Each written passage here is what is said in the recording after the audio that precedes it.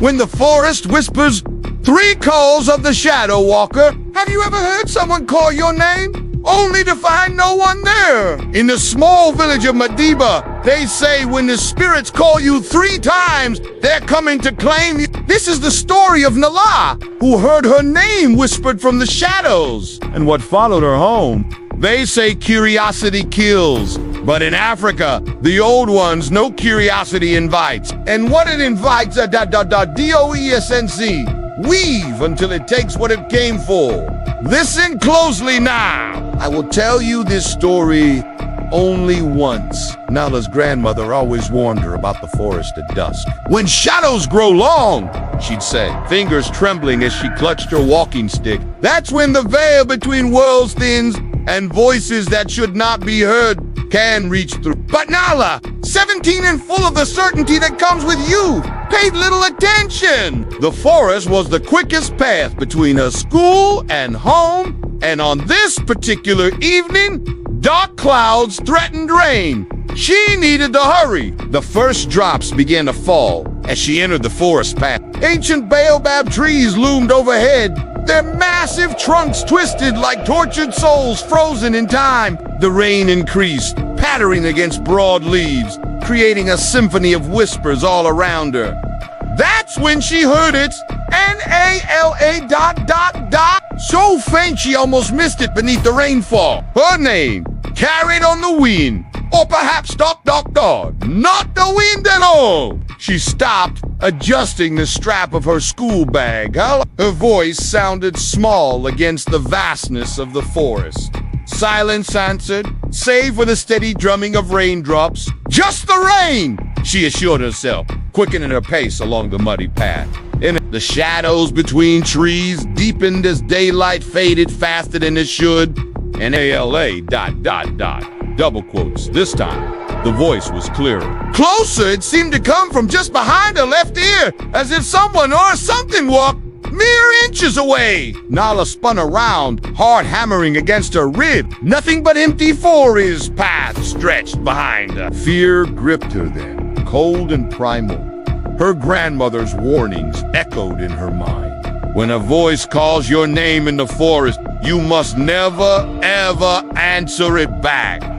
Too late, she realized. She had already responded. Lightning cracked overhead, illuminating the forest in stark white for a heartbeat. In that flash, Nala could have sworn she saw a figure standing between 2 distant trees tall, unnaturally thin, watching her.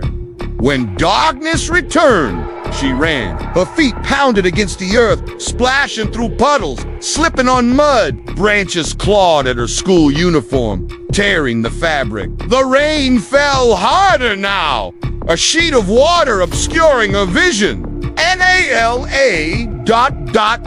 double quotes the 3rd time.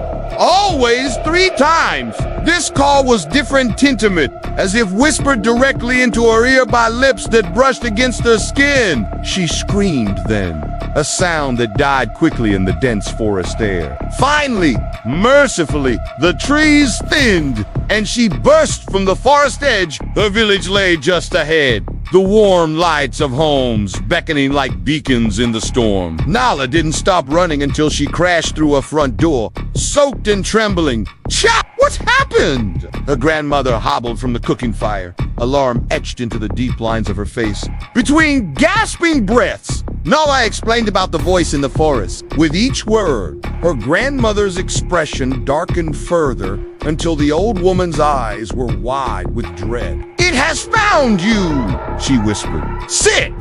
Now, she shuffled to a wooden chest in the corner of their small home, retrieving a pouch of red ochre and a bundle of dried herbs. What has found me?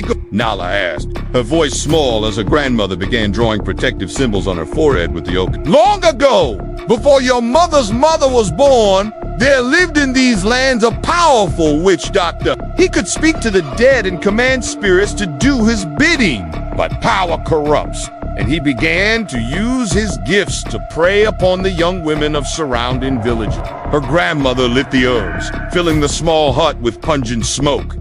He would call to them in the forest. 3 times he would speak their name, and by the 3rd utterance, a part of their soul would belong to him. they would return home. But something always followed. What followed? Go. Nala whispered, though part of her didn't want to know. Isithan see the Shadow Walker, neither alive nor a hunger that wears darkness like a cloak. The old woman made Nala breathe in the herb smoke. The elders of 7 villages united to destroy the witch doctor. They burned his body and scattered his ashes, but his strongest creation remained the Shadow Walker, bound to continue his master's work. Thunder cracked outside, making them both jump. The small flame of their oil lamp flickered, casting monstrous shadows on the walls. It will come tonight, her grandmother said gravely. When it calls your name the 4th time, you must not answer, no matter what voice it uses to tempt you. That night, Nala couldn't sleep. Rain continued to batter their tin roof, a metallic drumming that set her nerves on edge. Her grandmother sat in the corner, keeping vigil, prayer beads clicking softly between gnarled fingers. Midnight came and went. The storm began to subside, rain softening to a gentle pat. Nala's eyelids grew heavy despite of fear, then a scratch at the window. So gentle, it might have been a tree branch, except there was no tree near that side of the house. Her grandmother's prayers stopped abruptly. She raised a warning finger to her lips. The scratching came again, followed by a voice that froze Nala's blood. Nala, please help me! It was her mother's voice. Her mother who had died 3 years earlier. I'm caught in the rain! Daughter, please, open the door! Tears sprang to Nala's eyes.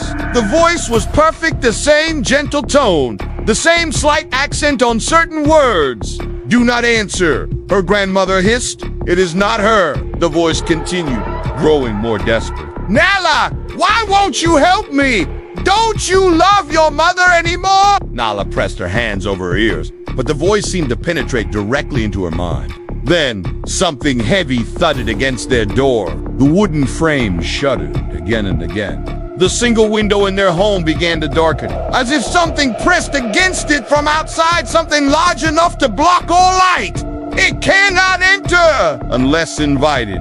Her grandmother whispered, "Stay strong until dawn." The night stretched endlessly. The voice changed tactics, sometimes pleading, sometimes threatening. It cycled through voices her mother, her father, friends from school. Each one perfectly mimicked, each one begging her to open the door or window. The most terrible moment came near dawn, when it used her grandmother's voice while the real woman sat right beside her, clutching protective charms. "Nola, child, let me in. I went to gather more herbs to protect you." The voice was coming from outside, yet her grandmother sat mere feet away, eyes wide with horror at hearing her own voice used against them.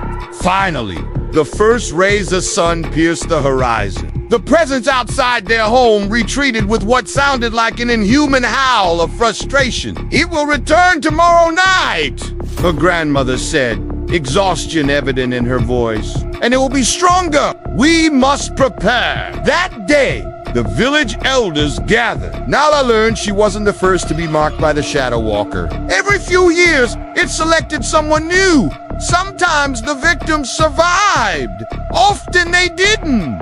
As night approached again, Nala sat in a circle of salt and red ochre. 7 elders surrounded her, each holding ceremonial spears, pointing outward. Her grandmother had explained the plan. They would not try to fight the Shadow Walker, for it could not be killed.